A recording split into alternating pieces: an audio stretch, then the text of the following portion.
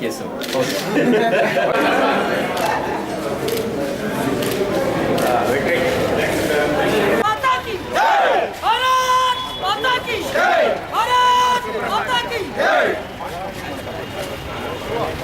ಬೆಂಬಲ ಎಲ್ಲ ಬಂದ್ಬಿಟ್ಟಿದೆ.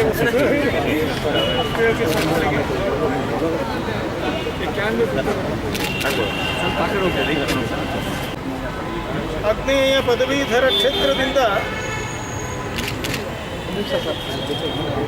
ವಿಧಾನ ಪರಿಷತ್ತಿನ ಚುನಾವಣೆಗೆ ತಾನೇ ಡಾಕ್ಟರ್ ಶಿವಾಜಿ ಸ್ವಾಮಿ ಅವರು ತಮ್ಮ ನಾಮಪತ್ರವನ್ನು ಸಲ್ಲಿಕೆ ಮಾಡಿದ್ದಾರೆ.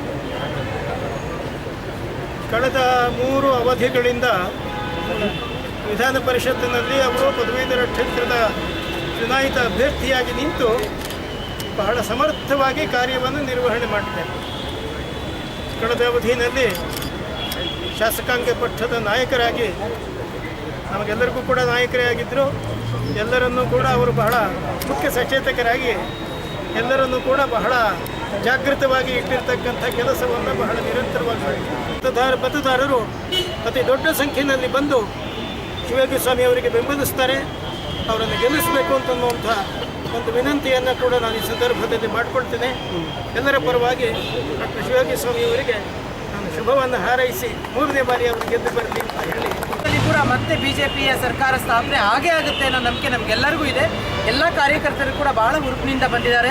ಡಾಕ್ಟರ್ ಗೆಲ್ತಿನ ಮತ್ತೆ ನಮ್ಮ ನಾಯಕರಾಗ್ತೀವಿ. ಪದವೀಧರ ಕ್ಷೇತ್ರಕ್ಕೆ ಭಾರತೀಯ ಜನತಾ ಪಾರ್ಟಿಯ ಅಭ್ಯರ್ಥಿಯಾಗಿ ಮತ್ತೊಮ್ಮೆ ಸ್ಪರ್ಧಿಸೋದಕ್ಕೆ ಅವಕಾಶ ಮಾಡಿಕೊಟ್ಟಿರ್ತಕ್ಕಂಥ ರಾಜ್ಯ ಘಟಕದ ಎಲ್ಲ ನಾಯಕರಿಗೆ, ರಾಷ್ಟ್ರೀಯ ನಾಯಕರಿಗೆ ನಾನು ಹೃತ್ಪೂರ್ವಕವಾದ ಕೃತಜ್ಞತೆಗಳನ್ನು ಸಲ್ಲಿಸ್ತಾ ಇದ್ದೇನೆ.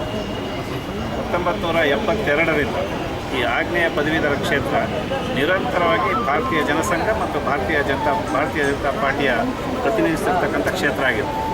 ಸನ್ಮಾನ್ಯ ಹಿರಿಯರಾದಂಥ ದಿವಂಗತ ನಮ್ಮೆಲ್ಲರ ನಾಯಕರಾದಂಥ ಎಸ್ ಮಲ್ಲಿಕಾರ್ಜುನಯ್ಯನವರು 4 ಬಾರಿ ಪ್ರತಿನಿಧಿಸಿದಂಥ ಈ ಕ್ಷೇತ್ರ 72ರಿಂದ ನಿರಂತರವಾಗಿ 89ರವರೆಗೆ 91ರಲ್ಲಿ ಅವರು ಲೋಕಸಭೆಗೆ ಆಯ್ಕೆ ಆದಾಗ ನಮ್ಮ ಹಿರಿಯರಾದಂಥ ಮಾನ್ಯ ಕರಂಬಳ್ಳಿ ಸಂಜೀವ ಶೆಟ್ಟರು ಈ ಕ್ಷೇತ್ರವನ್ನು ಪ್ರತಿನಿಧಿಸಿದರು.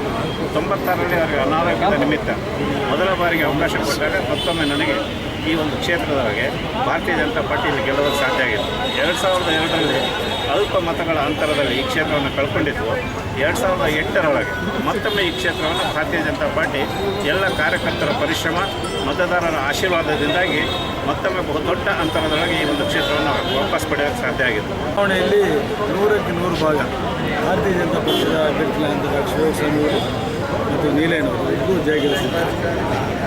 ಇದರ ಹಿಂದೆ ದೊಡ್ಡ ಒಂದು ಸಂಘಟನೆ ಇದೆ, ಕಾರ್ಯಕರ್ತರ ಪಡೆ ಇದೆ, ಬುದ್ಧಿಜೀವಿಗಳ ಒಂದು ಬೆಂಬಲ ಇದೆ.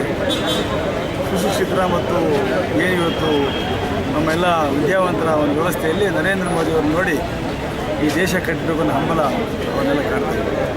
ಈಗ ಅನ್ಬೋದು.